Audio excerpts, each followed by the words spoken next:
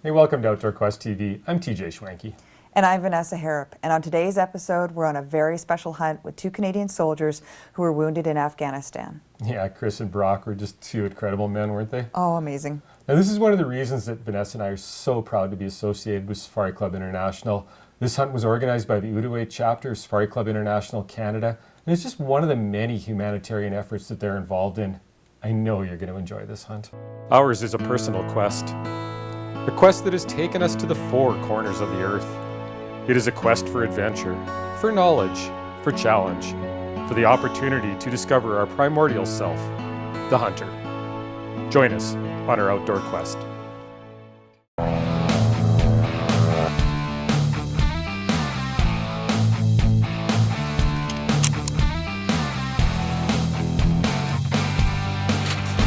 We don't hunt for the camera. We let the camera come along on our hunts. And sometimes it doesn't want to be here.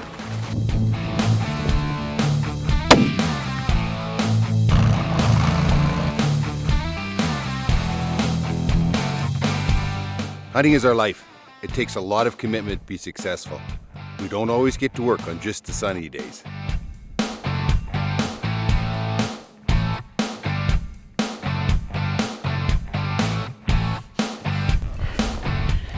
There's no place for girly girls on our adventures.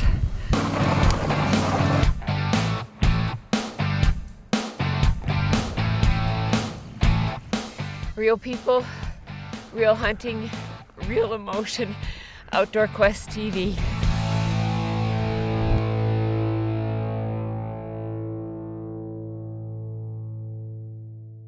Now, this trip was really different for us. Neither one of us was hunting. You were running camera for Brock, and I was running camera for Chris.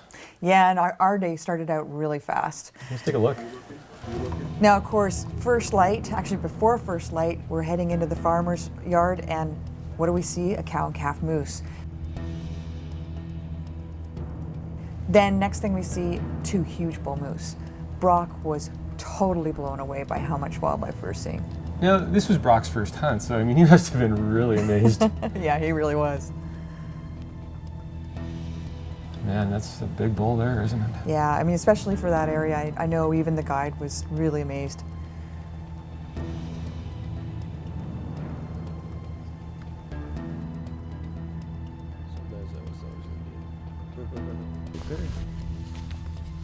Now we ended up a little later in the morning heading up to an old gravel pit just in Push Bush.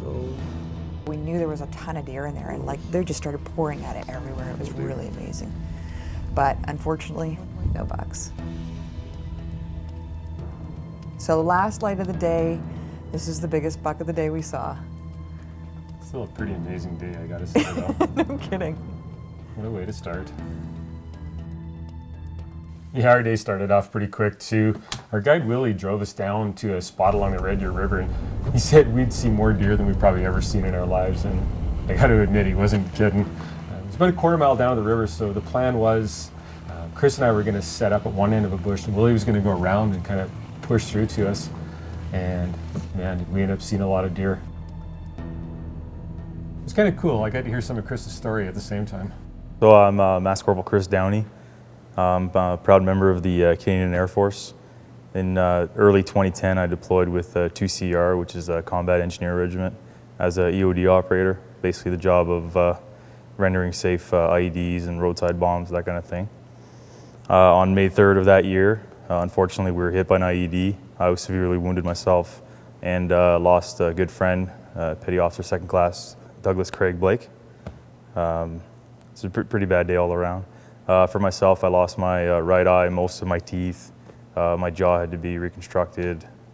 Collapsed lung, shrapnel both legs, burns my arms. My right hand was shattered. You know, I was always a really active person, always doing a lot of activities, a lot of outdoor activities. And basically, like everybody else, I had a list of things I wanted to do. You know, everybody always says, oh, one day I'm going to do this, one day I'm going to do that. And after being hurt, once I got home, especially since my teammate Craig was such an active person and always went for every goal, everything he said he was going to do, he did it. I basically decided from that point on that I was going to do everything I said I wanted to do. So I've spent the last 2.5 years taking every advantage possible that's offered to us or to anybody that I can jump on. And one of those happened to be this hunting trip. I've always said I was going to get into hunting. I always said I was going to get into target shooting, stuff like that. So I did that last year. This is my first hunt for a rifle hunt or any big game for that matter. So I was pretty excited. I applied back in March. I think quite a few people applied. So myself and Brock were pretty lucky to get these 2 spots and have this opportunity to come down and do it. Truth is, I never heard of Safari Club International before this, or all the outfitters out here in Brooks, or anybody that's part of this actually, except for Soldier On. It's the only program I knew. But I can tell you right now, in the last 3 days, I've pretty much gotten to meet everybody, and they're fantastic organizations, and this opportunity has been phenomenal.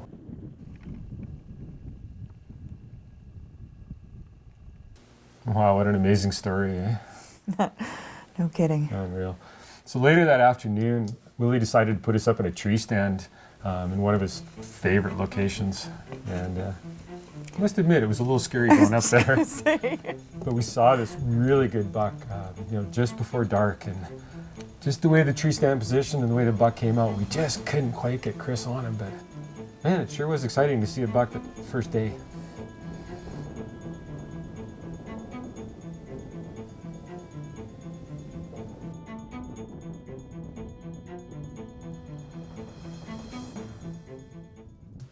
Our second day started out really interesting. As soon as we got in there, Justin saw a really good buck, so we had to get down to the blind. Now, with Brock's injuries, this was a little challenging, and I can tell you, even a person with 2 legs, it was really, really scary. But we managed to do it. It was amazing. Well, that's the thing. Brock's only got 1 leg, and his other one doesn't function that well, so I don't know how you guys ever got down there. I heard the story even from Justin and everyone else later that day, and it sounded crazy. Yeah, there was like little ropes on the way down. We couldn't even use those because we had a fresh skiff of snow. So anybody who's gone down those coulees knows what it's like to go down even without any snow. So He's a pretty inspirational guy, isn't he? he really was amazing. Corporal Blazchuk, Brock Blazchuk. I served with Princess Patricia's Canadian Light Infantry, 1st Battalion. I've been serving with 1 PPCLI since 2008. In 2009, I went over with them as part of the battle group for Task Force 309 Afghanistan. And I was there for probably about 6 months out of a 7-month tour. And, one of those occupational hazards things happened, and unfortunately I stepped on a roadside bomb and ended up losing my leg. And I lost my left leg instantly, and I had 55% soft tissue loss on my right leg, and a bunch of shrapnel on my arm. I always wanted to get into big game hunting, and I was talking to Major Mark Campbell, and he was the first hunting heroes guy. And he said, as soon as the opportunity came, jump on to one of these hunts out here. And, it's been, so when Sergeant came up to me and said, hey, there's this hunting hero program going on through Soldier On, do you want on? And, I kind of jumped onto it like white on rice, so to say. So, it was, it's an opportunity I was quite excited for.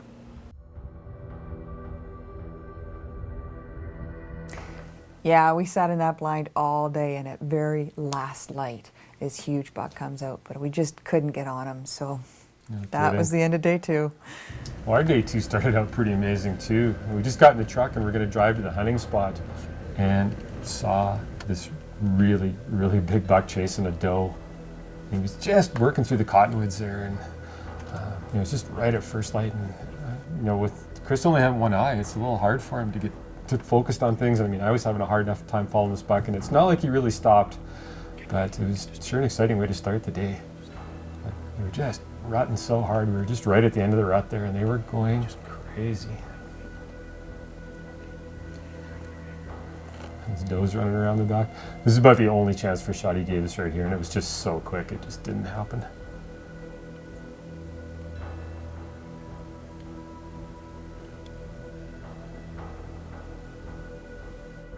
Now he lost his right eye, so he now has to retrain himself completely, right? Yeah, he's right eye dominant and trying to shoot with his left eye now, so I couldn't even imagine how difficult that must be.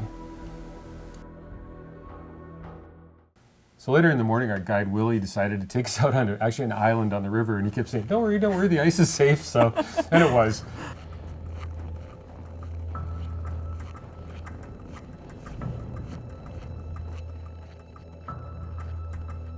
But ended up putting us up in a tree stand, and again, it was one of these stands that was way up high in a tree, and I'm not a big fan of tree stands to start with, but Chris had no trouble at all with them.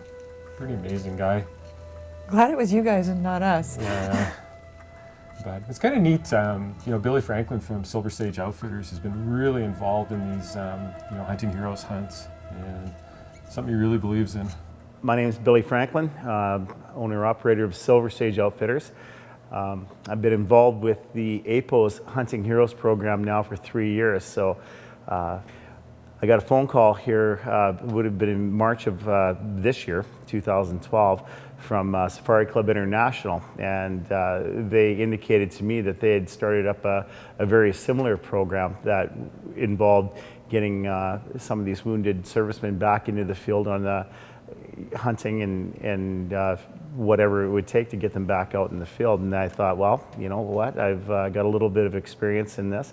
I'd be more than happy to step on board. So that's where we are this week. We've got these two fine young gentlemen in camp, and we're in the midst of the hunt right now.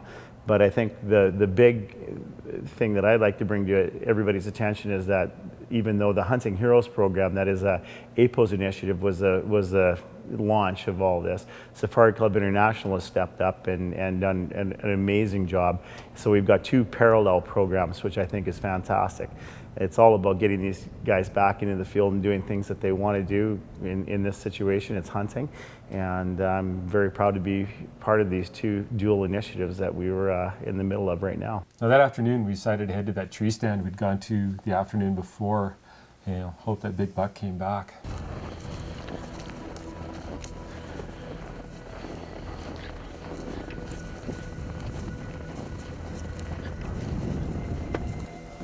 I really didn't want to go up there again.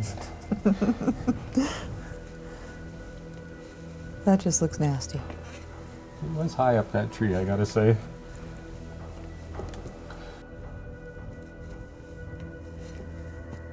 So we sat in the tree about 45 minutes, and all of a sudden we actually saw that buck. And he chased a doe into the trees out there, and we watched him run around for about 15 or 20 minutes, and he just wouldn't come out, he wouldn't come out. So I actually blew on the grunt call 3 times, and just bang, that buck was there. Oh, that's awesome. It was amazing. So he was about 80 yards away, and you can see there's a bunch of branches in front of us. It was the only spot in the whole tree where there was branches obscuring our view, and not only were they obscuring the camera view, you know, Chris had to try and pick a hole to shoot through them. So it's, you know, it takes him a while to find the animals, just learning to shoot with a new eye and everything else, and, you know, trying to find a spot between these branches.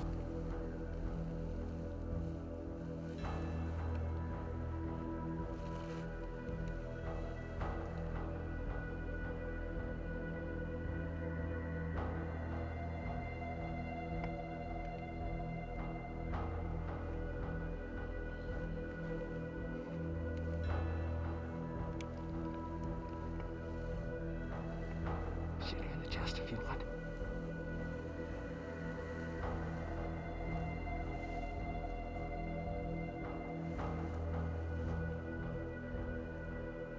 Sure.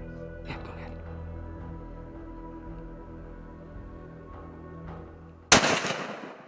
Good shot. Did I get him? Yeah.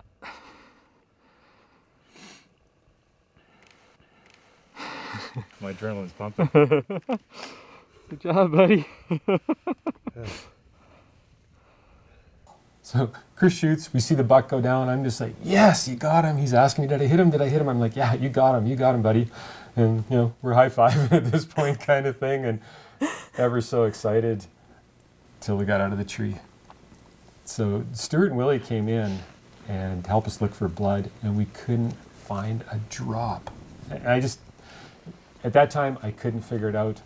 But I'm going to play the footage back in slow motion here, and you can see that that bullet just took the hair off that deer and nothing else. He must have just slipped when he went to turn after the shot.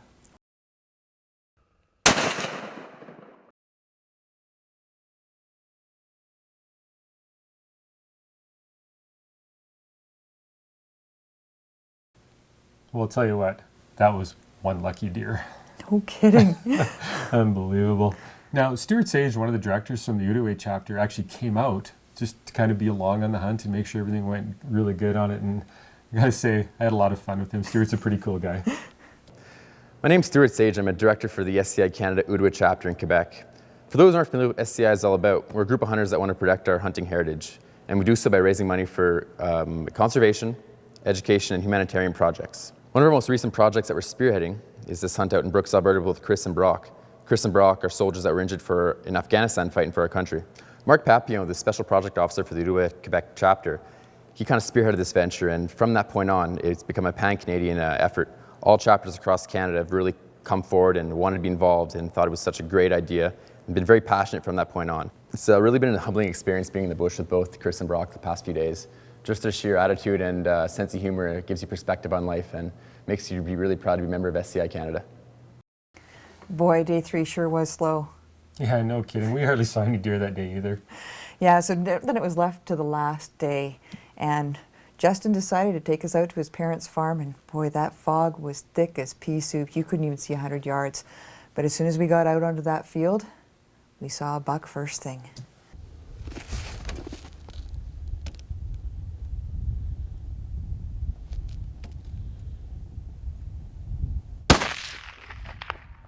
Got him. Good job, bud.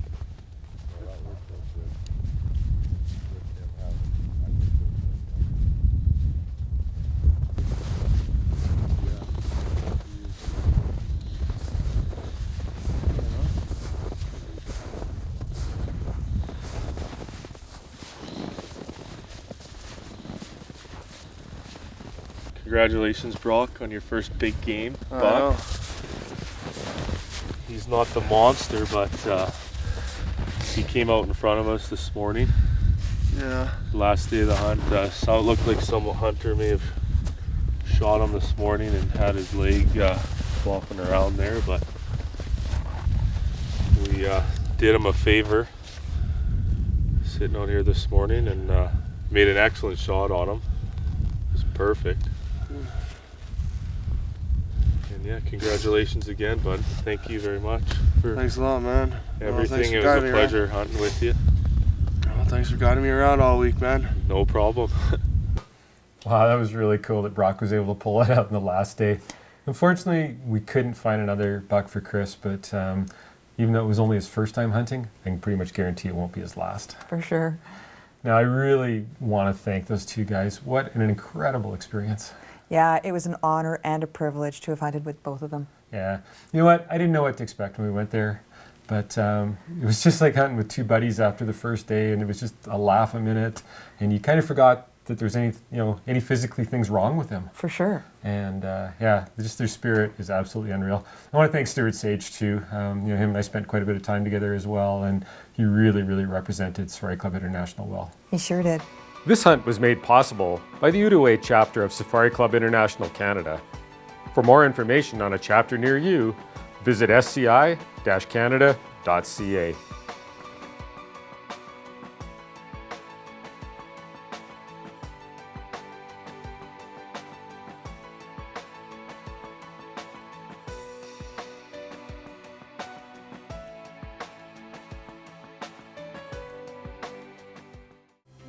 Check us out